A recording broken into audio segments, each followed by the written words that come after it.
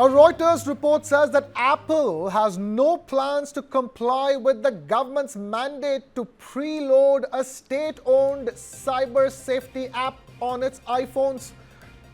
Now, reports say that the company will formally convey its concerns to New Delhi after the Department of Telecommunications directed all mobile manufacturers to pre-install the Sanchar Saathi app on new mobile handsets that are being manufactured in India. We have my colleague Sneha Koshi now joining us. Sneha, that report of mandating the Sanchar Saathi app has created a furore and protests, and now there's clarification coming in from the government that it is non-mandatory. But now these reports say that Apple absolutely has no plans to comply with that kind of a diktat.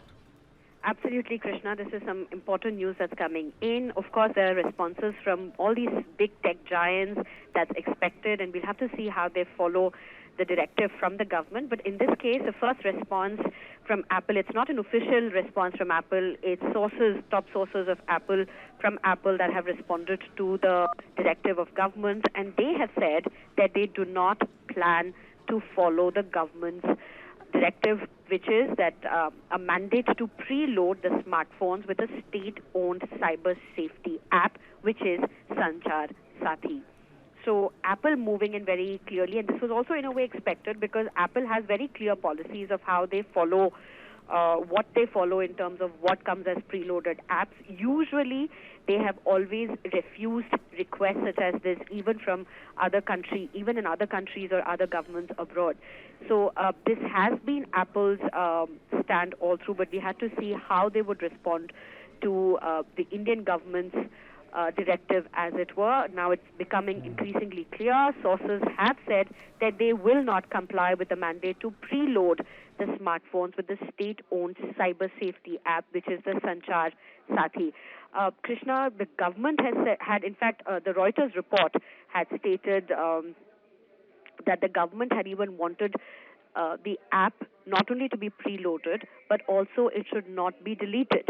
Now, the government today, the telecom minister himself has gone on record and said that there is nothing like this. Even if it is preloaded, it is the discretionary use of the users. They can choose to delete it. They can choose to retain it. They can choose to use it or not use it. It is optional. It is not mandatory for the people who will be buying the smartphones. So while the Reuters did report that it cannot be deleted and it will be preloaded, the government here now saying that it is for customer safety. It can be deleted. It is not mandatory to be on your phone at all. But Apple, Krishna, now top sources from Apple confirming that they will not be moving in this direction, and they have no plans to download or to preload the cyber safety app Sanchar Saathi for users in India who would be buying those phones.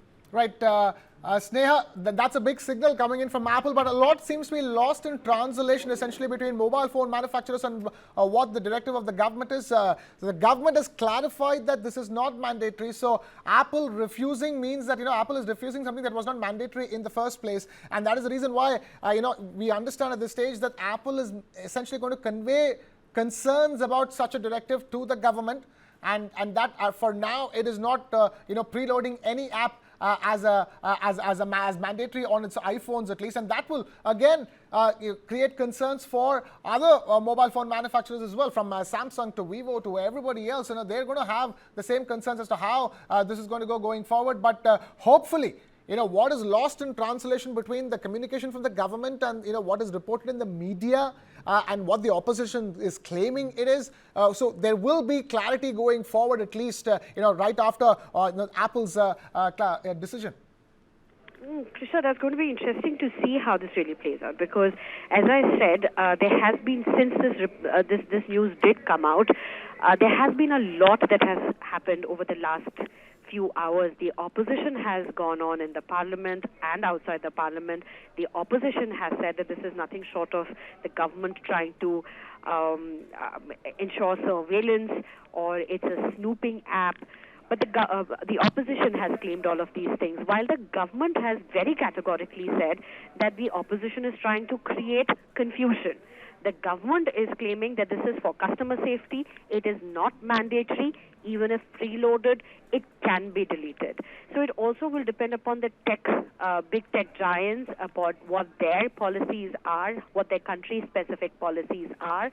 How do they go about this? Because while the government has said that this is to protect the customers from frauds, from bogus calls, and is nothing to do with invading their privacy, there are concerns over privacy about user consent from various stakeholders as well, those who follow this particular aspect as well. So it's going to be interesting to see how this plays out, particularly about how other tech giants, whether it be Samsung or Vivo, how are they going to be responding to this after what Apple seems to be now confirming.